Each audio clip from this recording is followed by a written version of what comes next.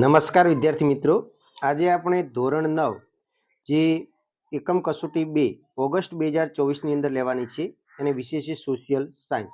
એની સંપૂર્ણ એકમ કસોટીની પ્રશ્ન બેંક જે છે એનું આપણે સોલ્યુશન કરીશું.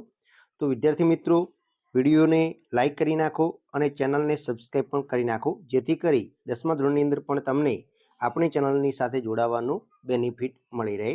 તો પહેલું છે યોગ્ય જોડકા જોડો. તો એની અંદર ખાસ તો તમારે જો આ સાલવારી છે એ તૈયાર કરવાની છે. ખાસ 1839 થી 42માં શું થયું હતું? ઇંગ્લેન્ડ અને ચીન વચ્ચે થયેલા આફીણ વિગ્રહ હતા. 1871માં ફ્રેન્કફર્ટની સંધિ થઈ. 1914 થી 1918 પ્રથમ વિશ્વયુદ્ધ થયું. 1917માં રશિયાની બોલ્શેવિક ક્રાંતિ થઈ. 1919માં વર્સેલ્સની સંધિ થઈ. 1939માં બીજા વિશ્વયુદ્ધની શરૂઆત થઈ. તો આટલી જે જોડકા જોડો રૂપે છે એની અંદર આ પૂછાવાનું છે. એના પછી જે ટૂંકા પ્રશ્નો છે. તો પહેલું છે કે 10મી ડિસેમ્બર કયા દિવસ તરીકે ઉજવાય છે? તો કે માનવ હક દિવસ તરીકે ઉજવાય છે.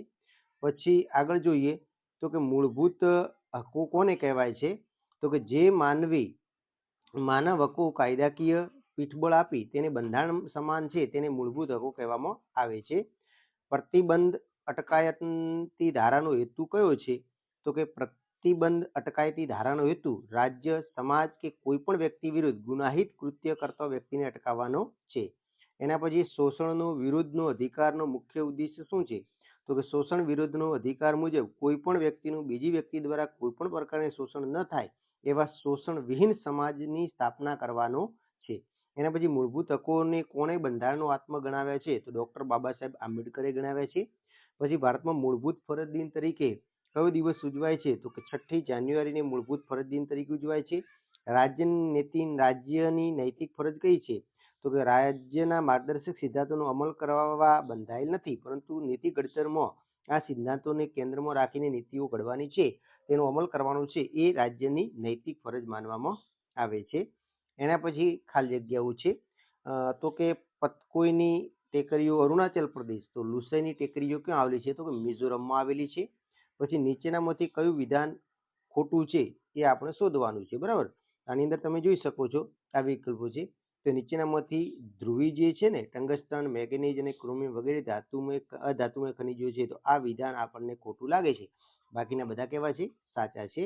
પછી નીચેનામાંથી કયું વિધાન સાચું છે એ તમારે લખવાનું છે. તો આની અંદર પણ પશ્ચિમ ઘાટ અરબ સાગરને કિનારે અવિચ્છનીય રૂપે ઉત્તરથી દક્ષિણમાં વ્યાપ્ત છે, આ વિધાન એકદમ કેવું છે? સાચું છે. જ્યારે બાકીના ઉપરના 3 કેવા છે? ખોટા છે. પછી અરવલ્લી અને વિંધ્યાચલની વચ્ચે કયો ઉચ્ચ પ્રદેશ આવેલો છે? તો માળવાનો ઉચ્ચ પ્રદેશ આવેલો છે. અહીંયા જો એક અરવલ્લીની પર્વતમાળા દિલ્હીથી આપણા ગુજરાત સુધી આવે છે, અને એના પછી આ એક પર્વતમાળા છે વિંધ્યાચલની પર્વતમાળા આવે છે. તો આની વચ્ચેનો જે ઉચ્ચ પ્રદેશ છે ને એને માળવાનો ઉચ્ચ પ્રદેશ કહેવાય છે, એટલે એ માળવાનો ઉચ્ચ પ્રદેશ આવશે. એના પછી ખાલી જગ્યા જમીન પર આવેલી જમીન ઓછી કસવાળી હોય છે. તો શિવાલિક પર્વત શ્રેણીઓમાં જે જમીન આવેલી છે એટલે કે પર્વતીય જમીન જે છે એ ઓછી કસવાળી હોય છે, જ્યારે કાળી જમીનની ભેજ સંગ્રહણ શક્તિ સૌથી વધારે છે. કાંપની જમીન ફળદ્રુપ છે, એ પણ સાથે સાથે યાદ રાખજો. હવે હિમાલય પર્વત શ્રેણી માટે એક વિધાન સાચું નથી. આની અંદર વિધાનો આપેલા છે, એમાં હિમાલય પર્વત શ્રેણી માટે કયું સાચું નથી? તો કે તે ઊંધા ત્રિકોણાકાર સ્વરૂપ ધરાવે છે, આ વિધાન સાચું નથી. બાકીના 3 કેવા છે? સાચા છે. હવે આપણે ખાલી જગ્યા જોઈએ તો કે નિત્સે નામના જર્મન લેખકે યુદ્ધને કેવું કાર્ય ગણાવ્યું છે? તો કે પવિત્ર કાર્ય ગણાવ્યું છે.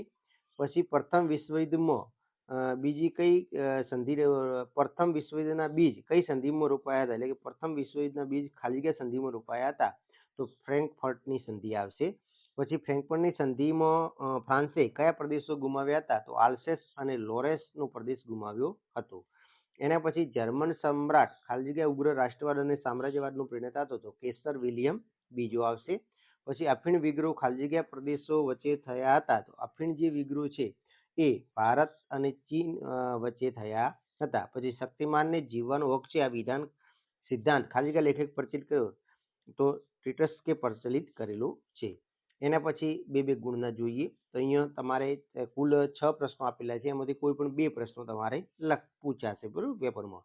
અહીંયા પહેલું છે સંકલ્પનાઓ, જેમાં પ્રતિબંધ અટકાયત અને મૂળભૂત હકો વિશેની વ્યાખ્યા લખવાની છે. એના પછી સમાનતાના હક વિશે થોડી સમજ આપવાની છે. પછી માનવ અધિકારોનું મહત્વ સમજાવવાનું છે, અથવા તો ભારતના નાગરિકોને આપવામાં આવેલા ફરજો પૈકી કોઈ પણ 4 મૂળભૂત ફરજો જણાવો. બંધારણીય ઇલાજાનો હક, બંધારણનો આત્મસન્માન સમજાવ્યું છે. લઘુમતીઓને બોક્સમાં આવેલી બંધારણીય અધિકારો જણાવો. એટલે કે આ 6 માંથી કોઈ પણ 2 તમારે પૂછાશે ને કુલ ગુણ 4 ગુણ આના આપેલા હશે, બરાબર, એકમ કસોટીના પેપરમાં. એના પછી 4-5 વાક્યના પ્રશ્નો છે. આમાંથી કોઈ પણ એક પ્રશ્ન પૂછવાનો છે. જેમાં ભારતના વિશાળ મેદાની પ્રદેશોની સમજ આપો. સંકલ્પના છે બાંગર અને ખદર. દ્વીપ સમૂહ એટલે શું? કાળી જમીન અને કપાસની જમીન. પછી રૂપાંતરિત ખડકો છે. એના પછી જોઈએ તો સવિસ્તાર પ્રશ્નો છે, જેમાં રાષ્ટ્રસંઘના ઉદ્દેશ્યો, રશિયન ક્રાંતિ, વર્સેલ્સની સંધિ, પ્રથમ વિશ્વયુદ્ધના કારણો ટૂંકમાં લખવાના છે. પશ્ચિમ યુરોપ, એશિયા, આફ્રિકાના સંસ્થાનો સ્થાપવાની પ્રક્રિયા છે.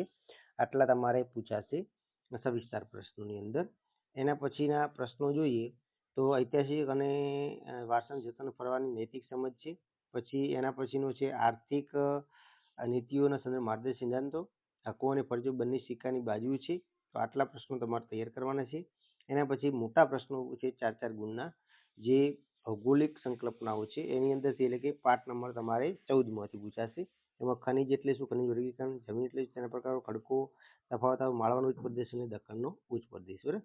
તો આઈ હોપ કે આ વિડીયો તમને પસંદ આવ્યો હશે, અને ઓરિજિનલ ક્વેશ્ચન બેગ એ આપણને ટેલિગ્રામ ચેનલ ઉપર અવેલેબલ છે.